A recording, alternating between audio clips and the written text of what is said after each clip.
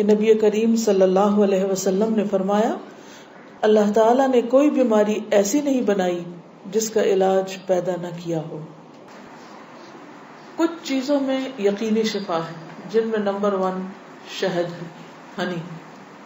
ابو سعید رضی اللہ عنہ سے روایت ہے کہ ایک آدمی نبی صلی اللہ علیہ وسلم کی خدمت میں حاضر ہوئے اور عرض کیا کہ میرا بھائی پیٹ کی تکلیف میں مبتلا ہے۔ آپ نے فرمایا اسے شہد پلاؤ۔ پھر دوسری مرتبہ وہی صحابی حاضر ہوئے، آپ نے اسے اس مرتبہ بھی شہد پلانے کے لیے کہا۔ وہ تیسری بار آیا اور عرض کیا کہ میں نے عمل کیا ہے لیکن شفا نہیں ہوئی۔ آپ نے فرمایا اللہ تعالیٰ سچا ہے اور تمہارے بھائی کا پیٹ جھوٹا ہے، اسے پھر شہد پلاؤ۔ چنانچہ انہوں نے پھر شہد پلایا تو اسے تندرستی ہو گئی۔ کیونکہ قرآن مجید میں آتا ہے نا کہ شہد کے بارے میں کہ وہ شفا ہے، فیہ شفاء للناس۔ کلونجی میں شفا ہے۔ نبی صلی اللہ علیہ وسلم نے فرمایا سیاہ دانوں میں ہر بیماری سے شفا ہے سوائے موت کے۔ عجوہ کھجور، رسول اللہ صلی اللہ علیہ وسلم نے فرمایا عجوہ جنت کے پھلوں میں سے اور اس میں زہر سے شفا۔ یعنی اگر آپ سمجھتے کہ آپ کے جسم میں آپ کو بلڈ پوائزنس ہو گیا ہے یا ویسے آپ کے اندر بہت ٹاکسنز ہو گئے ہیں تو اس صورت میں بھی آپ اس سے فائدہ اٹھا سکتے ہیں۔ نبی صلی اللہ علیہ وسلم نے فرمایا جو شخص روزانہ چند عجوہ کھجوریں کھا لیا کرے اسے اس دن رات تک زہر اور جادو نقصان نہیں پہنچا سکیں گے۔ بعض جگہ 7 کھجوروں کا ذکر ہے اور بعض اس میں چند دانوں کا ذکر ہے۔ تو اگر افورڈ کر سکے تو 1 دانہ ہی روز کھا لیں، 3 کھا لیں، 5 کھا لیں، 7 کھا لیں۔ لیکن یہ ہے کہ ایسے شخص کو اگر کوئی زہر بھی دے یا اس پہ کوئی جادو کی کوشش کرے تو اثر نہیں ہوگا۔ اسی طرح برنی کھجور کی قسم ہے۔ رسول اللہ صلی اللہ علیہ وسلم نے فرمایا سب سے بہترین کھجور برنی ہے، وہ بیماری کو دور کرتی ہے اور خود اس میں کوئی بیماری نہیں ہے، یعنی شفا کا ذریعہ ہے۔ پھر زمزم۔ ابو جمرہ کہتے ہیں کہ میں ابن عباس رضی اللہ عنہ سے لوگوں کے بے قابو ہجوم کو دور رکھتا تھا۔ ابن عباس ایک اسکالر تھے، مفسر قرآن، تو لوگ ہجوم کر دیتے تھے ان پر، لیکن کچھ عرصہ نہ جا سکا۔ بعد میں جب حاضر ہوا تو ابن عباس نے مجھ سے اتنے دن نہ آنے کی وجہ پوچھی۔ میں نے عرض کیا کہ مجھے بخار ہو گیا تھا۔ ابن عباس کہنے لگے کہ رسول اللہ صلی اللہ علیہ وسلم نے فرمایا بخار جہنم کی گرمی کے اثر سے ہوتا ہے، اس لیے اسے آب زمزم سے ٹھنڈا کیا کرو۔ یعنی بخار کے مریض کو آب زمزم پلائیں بھی، ماتھے پہ پٹیاں بھی کریں، چھڑکاؤ بھی کریں، کسی بھی طریقے سے اس کو ٹھنڈا کریں زمزم کے ساتھ۔ پھر پانی سے علاج۔ نبی صلی اللہ علیہ وسلم نے فرمایا جب کسی کو بخار ہو جائے تو 3 رات سحری کے وقت اس پر ٹھنڈا پانی بہایا جائے، یعنی صبح ارلی مارننگ۔ اب یہ وقت آپ نے خود مقرر کیا ہے، اس لیے اس وقت کی پابندی کرنا مسنون طریقہ ہوگا۔ بعض اوقات لوگ خود سے خود ایسی چیزیں اپنے لیے لازم کر لیتے ہیں، وہ ٹھیک نہیں۔ پھر ہے گائے کا دودھ۔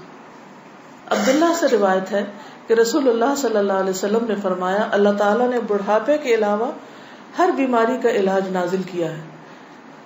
گائے کا دودھ لازمی طور پر استعمال کیا کرو کیونکہ یہ ہر قسم کا درخت چرتی ہے، یعنی جو جانور مختلف درخت چرتے ہیں پھر ان کے دودھ کے اندر اس کا اثر آ جاتا ہے، یعنی وہ ایک طرح سے ان کے دودھ میں بہت ساری میڈیسنز خود بخود شامل ہو جاتی ہیں۔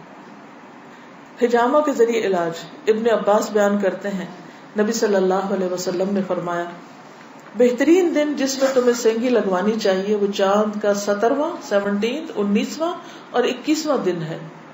معراج کی رات فرشتوں کے جس گروہ کے پاس سے بھی میں گزرا اس نے یہی کہا اے محمد صلی اللہ علیہ وسلم سینگی لگوانے کا اہتمام ضرور کرنا، یعنی حجامہ ضرور کروانا۔ فرشتوں کی ہر جماعت نے آپ کو یہی مشورہ دیا۔ انس رضی اللہ عنہ کہتے ہیں کہ رسول اللہ صلی اللہ علیہ وسلم نے فرمایا جب تم میں سے کسی کا خون بھڑکنے لگے، یعنی بلڈ پریشر ہو جائے، بی پی ہائی ہو جائے، تو وہ سینگی لگوائے، کیونکہ خون کے جوش مارنے سے آدمی کی موت واقع ہو سکتی ہے۔ یعنی بعض اوقات بی پی کے ہائی ہونے سے انسان مر سکتا ہے۔ پھر کھمبی کے پانی میں شفا ہے۔ کھمبی جو من کی ایک قسم ہے جس کو یہ کہتے ہیں مشروم، اور اس کا پانی آنکھ کی دوا ہے۔ عود ہندی میں شفا ہے۔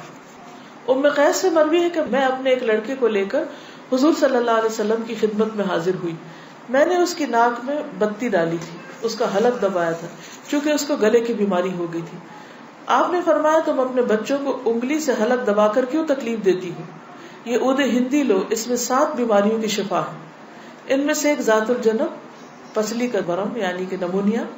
اگر حلق کی بیماری ہو تو اس کو ناک میں ڈالو، اگر ذات الجنب ہو تو حلق میں ڈالو.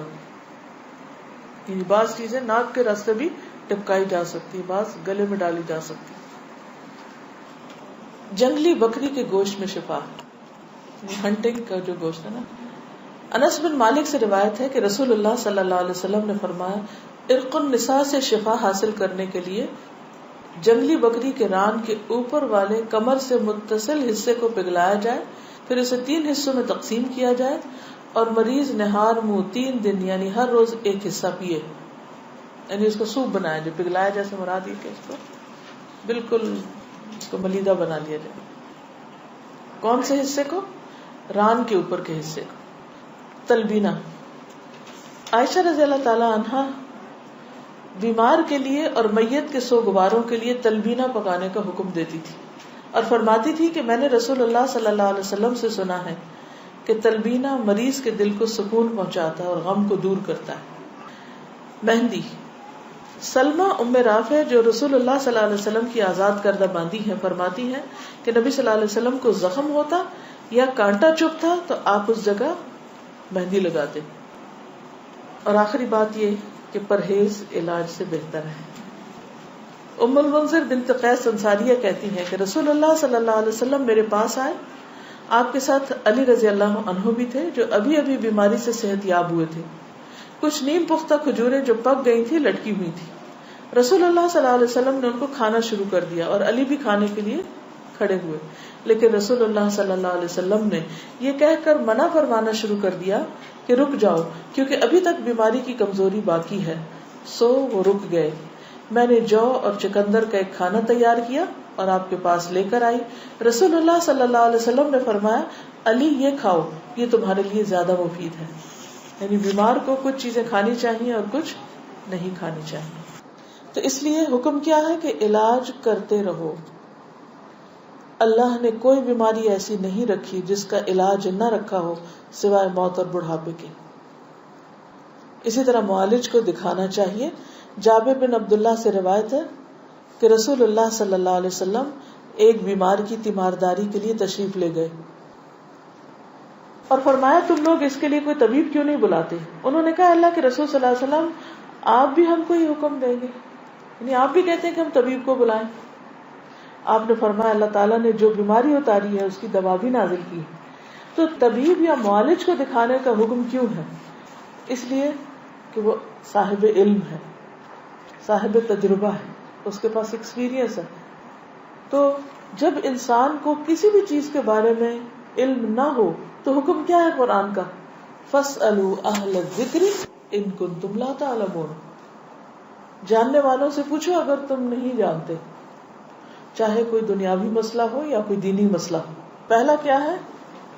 توکل، اللہ پہ بھروسہ کہ شفا مجھے دے گا تو وہی دے گا.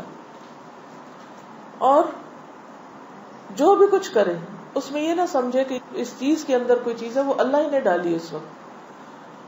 دوسری چیز ہے دعا کرنا، دعاؤں سے علاج. تیسری چیز صدقہ کرنا. کوئی بیماری آئے تو صدقہ کیا جائے. ہمارے عام طور پر کالے بکرے کا صدقہ کیا جاتا ہے، تو اس کے لیے ضروری نہیں آپ چاہے بکرے کا کریں، چاہے مرغی کا کریں، چاہے کسی چڑیا کا کریں، چاہے کوئی بھی صدقہ کریں، چاہے کھانے کی چیز کا کریں یا کوئی کپڑے کا یا کسی بھی شکل میں. حضرت حسن بصری سے روایت ہے کہ رسول اللہ صلی اللہ علیہ وسلم نے فرمایا داؤ مغداکم بالصدقہ، اپنے مریضوں کا علاج صدقہ کے ذریعے کیا کرو. یعنی آپ کو کوئی تکلیف ہوئی فوراً جا کے صدقہ نکال دیں. تیسری چیز کتاب اللہ سے علاج، یعنی قرآن مجید شفا ہے. اور یہ کہاں سے پتہ چلتا ہے؟ خود قرآن مجید سے ہی پتہ چلتا ہے. وَنُنَزِّلُ مِنَ الْقُرْآنِ مَا هُوَ شِفَاءٌ وَرَحْمَةٌ لِّلْمُؤْمِنِينَ وَلَا يَزِيدُ الظَّالِمِينَ إِلَّا خَسَارًا. اور ہم قرآن میں جو کچھ نازل کرتے ہیں وہ مومنوں کے لیے تو شفا ہے اور رحمت ہے، مگر ظالموں کے خسارے میں ہی اضافہ کرتا ہے. تو قرآن مجید میں جو کچھ ہے وہ سارے کا سارا شفا ہے. لیکن یہ جو کسی پہ خود سے پابندی خود ساختہ لگا دینی ہے نا کہ 300 بار پڑھو یا 1000 بار پڑھو یا رات کے وقت پڑھو یا صبح کے وقت پڑھو یا عشاء کے بعد پڑھو، وہ بعض اوقات لوگوں کو بلا وجہ کی مشقت میں مبتلا کرنا ہوتا ہے. اور نبی صلی اللہ علیہ وسلم کی سنت سے اس کا کوئی ثبوت نہیں کہ آپ نے صحابہ کو کوئی خاص نمبر بتایا ہو اور یہ کہا ہو کہ یہ اس وقت میں بیٹھ کے پڑھو یا اندھیرا کر کے پڑھو یا پانی کے کنارے پہ جا کے بیٹھ کے پڑھو. یہ پھر خود ساختہ پابندیاں ہو جاتی اور لوگ بھی ڈرنے لگتے ہیں کہ اگر یہ 41 دن نہ پڑی یہ چیز تو کام نہیں ہونے کا. نہیں، اللہ تعالیٰ تو ایک دفعہ سے بھی سنتے ہیں. لا الہ الا انت سبحانک انی کنت من الظالمین. اصل چیز ہے کہ اخلاص اور شوق کے ساتھ انسان پڑھے. صرف اس کو ایک رٹو طوطے کی طرح رٹتے رہتے ہیں، پڑھتے رہتے ہیں، نہ کوئی یقین ہوتا ہے، نہ کوئی روح ہوتی ہے اور نہ ہی کوئی سمجھ ہوتی ہے کہ کیا پڑھ رہے ہیں. تو یہ ٹھیک نہیں. اسی طرح غیر شرعی علاج سے بھی پرہیز کرنا چاہیے. قیس بن سکن اسدی کہتے ہیں کہ عبداللہ بن مسعود نے اپنی بیوی کو دیکھا کہ اس نے خسرے کی بیماری کی وجہ سے تعویذ پہنا ہوا تھا. خسرہ کی بیماری معلوم ہے جو سارے جسم کے اوپر وہ دانے آ جاتے ہیں. آپ نے اسے سختی سے کاٹا اور کہا کہ عبداللہ کی آل شرک سے بیزار ہے. ہم نے رسول اللہ صلی اللہ علیہ وسلم سے یہ بات بھی یاد کی ہے کہ بلا شبہ جھاڑ پھونک، تعویذ اور محبت کا جادو شرک ہے. یعنی کسی کو مسخر کرنے کے لیے جادو کرنا، کوئی ایسے ٹوٹکے کرنا، وہ بھی شرک میں آتا ہے. یعنی بعض خواتین ہوتی ہیں نا، وہ اپنے شوہر کا دل جیتنے کے لیے بابوں کے پاس چلی جاتی ہیں، وہاں سے کچھ عملیات کرواتی ہیں، تو یہ شرک میں آ جاتا ہے. اسی طرح کوئی چیز باندھ کے اسے گلے میں لٹکا لینا، یہ بھی درست نہیں. اس کو پڑھنا چاہیے. اور شرک یا دم جو ہے یہ سب کچھ پھر شرک میں شامل ہو جاتا ہے. اسی طرح حرام ادویات بھی منع ہے. نبی صلی اللہ علیہ وسلم نے حرام ادویات کے استعمال سے منع فرمایا ہے. ابو ہریرہ سے روایت ہے، سنن نبی داؤد. آپ نے فرمایا جس نے حرام چیز کے ساتھ علاج کیا اللہ تعالیٰ اس کے لیے اس میں شفا نہیں رکھے گا. یعنی حرام شفا نہیں دیتا، وہ مزید کسی بیماری کو بڑھانے کا ذریعہ بن جاتا ہے. آج کل آپ دیکھیں کہ کتنا زیادہ سائیڈ ایفیکٹس کے بارے میں آپ سنتے ہیں. تو بعض اوقات ایسی دوائیاں جو ایک مرض کو بظاہر کیور کرتی ہیں، وہ اپنے ٹاکسنز اور جگہوں پر اتنے زیادہ پیدا کر دیتی ہیں کہ جس سے ایک مرض جاتا ہے تو ایک اور نکل آتا ہے، وہ مکمل شفا نہیں ہوتی. الکوہل سے علاج کرنا منع ہے. بعض لوگ کھانسی وانسی میں وہ دیتے ہیں نا برانڈی، اور کہتے ہیں بس ایک چمچہ بچے کو پلا دو تو ٹھیک ہو جائے گا. چاہے اس سے وہ ٹھیک ہو بظاہر، لیکن وہ مزید مرض پیدا کرنے والی ہے، وہ شفا کا ذریعہ نہیں بلکہ بیماری ہے. نبی صلی اللہ علیہ وسلم نے جو فرمایا کہ 3 چیزوں میں شفا ہے، اس میں ایک شربت اصل، شہد پینا، اور دوسرا شرطت محجم، یعنی اس کے کٹ میں وہ جو حجامہ والا کٹ لگاتا ہے، اور تیسرا داغنا. تو میں تمہیں داغنے سے منع کرتا ہوں. 2 طریقے ٹھیک ہے، شربت اصل ٹھیک ہے، شرطت محجم ٹھیک ہے، لیکن داغنا ٹھیک نہیں.